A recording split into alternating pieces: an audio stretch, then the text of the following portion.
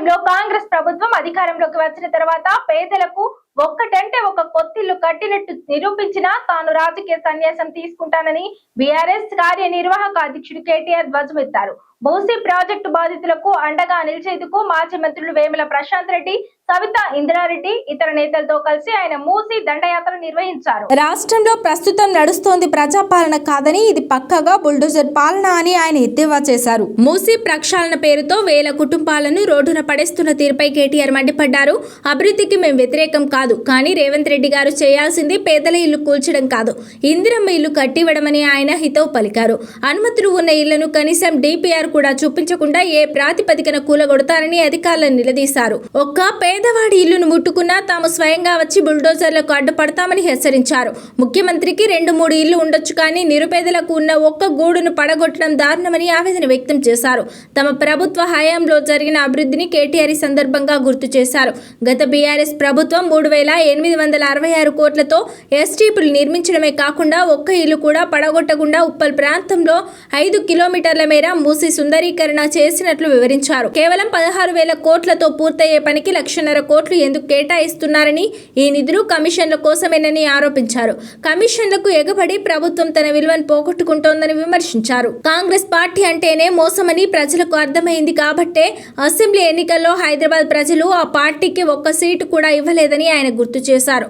ముఖ్యమంత్రి రేవంత్ రెడ్డి తన నిర్ణయాల వల్ల పైశాచిక ఆనందం పొందుతున్నారని కేటీఆర్ ఘాటుగా విమర్శించారు. మూసీ పొడవునా ఉన్న 55 కిలోమీటర్ల మేర 1,50,000 కుటుంబాలకు అన్యాయం జరుగుతోందని, బాధితుల పక్షాన బీఆర్ఎస్ ఎంతవరకైనా కొట్లాడుతుందని భరోసా ఇచ్చారు.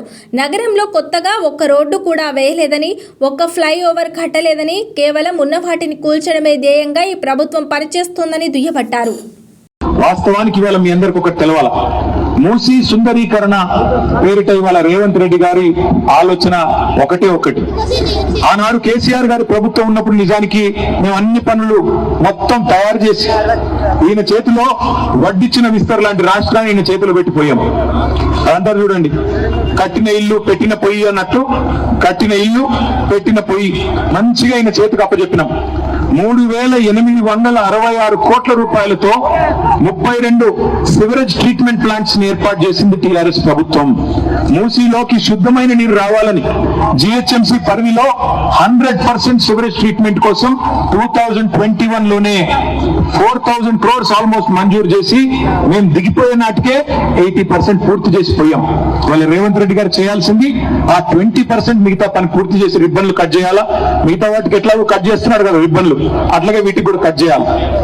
అట్లాగే ఒక పని ఆయన చేయాల్సింది, మేము నాగోల్ ప్రాంతంలో ఎల్బీ నగర్ ఉప్పల్ నియోజకవర్గాల మధ్యలో ఇదే మూసీ మీద ఒక 5 కిలోమీటర్లు సుందరీకరించాం. ఒక్క ఇల్లు కూలగొట్టలేదు. వాకింగ్ ట్రాక్ నిర్మాణం చేశాం, ఓపెన్ జిమ్లు కట్టినాం, చక్కగా ల్యాండ్స్కేపింగ్ చేశాం, నీళ్లను కూడా పైప్ లైన్ లేసి కిందికి తీసుకొని పోయినాం. ఇవాళ ఏం జరుగుతుంది? దయచేసి ఇక్కడికి వచ్చిన మా ఆడబిడ్డలందరూ నేను కొడతా ఉన్నా. నిన్న కొంతమంది పోయి చూసి వచ్చారు, కొంతమంది పోయారు. నేను అడుగుతున్నా ఒక్క మాట, రేవంత్ రెడ్డి గారు, మీకు ఆల్రెడీ కేసీఆర్ గారు కట్టించిన సీఎం క్యాంప్ ఆఫీస్ ఉన్నది. మీ ఉప ముఖ్యమంత్రి గారు ఇవాళ అక్కడ ఉంటున్నారు.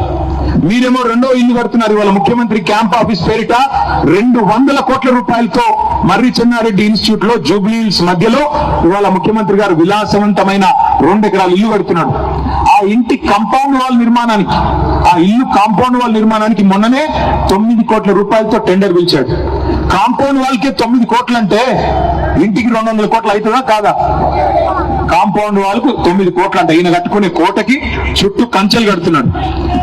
ఉప ముఖ్యమంత్రి భట్టి విక్రమార్క గారికి ఇదివరకు కేసీఆర్ గారు ఉన్న ఇల్లు ముఖ్యమంత్రిగా ఆ ఇంట్లో ఆయన ఉంటున్నాడు. ఆయనకు మధ్యలో ఇంకో ఇల్లు ఉంది, క్యాంప్ ఆఫీస్. 2 ఇల్లు ఉన్నాయి, కానీ ఇవి 2 సరిపోవట్లేదంట. 3వ ఇల్లు ఇప్పుడు ఖమ్మంలో కడుతున్నారు ఉప ముఖ్యమంత్రి గారి కోసం.